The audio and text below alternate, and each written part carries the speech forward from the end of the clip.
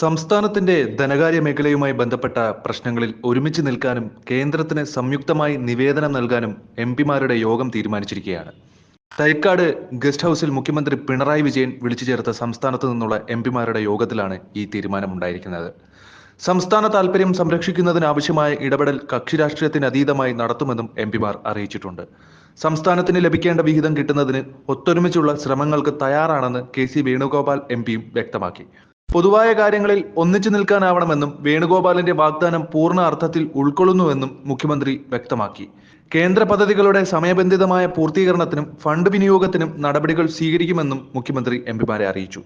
നിലവിലെ പ്രശ്നങ്ങൾ കേന്ദ്ര സർക്കാരിന്റെ ശ്രദ്ധയിൽപ്പെടുത്തി കേരളത്തിന്റെ വികസന പ്രവർത്തനങ്ങൾ കാര്യക്ഷമമാക്കാനുള്ള സഹകരണം എല്ലാ പാർലമെന്റ് അംഗങ്ങളിൽ നിന്നും പ്രതീക്ഷിക്കുന്നതായിട്ടും മുഖ്യമന്ത്രി യോഗത്തിൽ പറയുകയുണ്ടായി.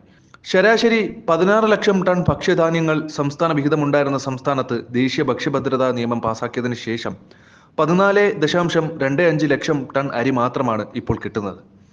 ഒരു മാസം വിതരണം ചെയ്യുന്ന അരിക്ക് പരിധി നിശ്ചയിച്ചതും അധികമായ വിതരണത്തിന് പിഴ നിശ്ചയിച്ചതും സംസ്ഥാനത്തിന്റെ താല്പര്യത്തിന് യോജിച്ചതല്ല എന്നും മുഖ്യമന്ത്രി പറഞ്ഞു. പിന്നെയുള്ളത് തിരുത്തൽ ഇടപെടലാണ്. കോഴിക്കോട് കിനാലൂരിൽ All India Institute of Medical Science സ്ഥാപിക്കുന്നതിന് സമ്മർദ്ദം ചെലുത്തുകയും ദേശീയ ആരോഗ്യ മിഷൻ പദ്ധതി വിഹിതത്തിൽ കഴിഞ്ഞ തവണത്തെ 1000 കോടിയോളം രൂപ ലഭിക്കാൻ ആവശ്യമായ സമ്മർദ്ദവും സർക്കാർ കേന്ദ്രത്തിനോട് ചെലുത്തുമെന്നും മുഖ്യമന്ത്രി പറഞ്ഞു.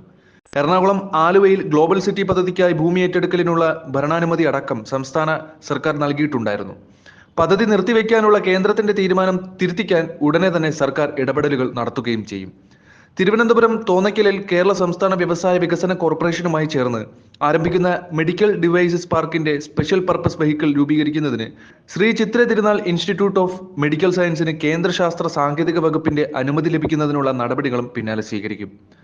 കേന്ദ്രത്തിൽ പുതിയ സർക്കാർ അധികാരമേറിയ ശേഷം സംസ്ഥാനത്തിന് വിവിധ ആവശ്യങ്ങൾ ഉന്നയിച്ചുകൊണ്ട് 2 കത്തുകളാണ് കേന്ദ്ര ധനകാര്യമന്ത്രി നൽകിയിട്ടുള്ളത്. സംസ്ഥാന ധനമന്ത്രി കേന്ദ്ര ധനകാര്യമന്ത്രിയെ നേരിൽ കണ്ടും സംസ്ഥാനത്തിന്റെ ആവശ്യങ്ങൾ ഉന്നയിച്ചിട്ടുണ്ടെന്ന് മുഖ്യമന്ത്രി യോഗത്തെ അറിയിച്ചിട്ടുണ്ട്.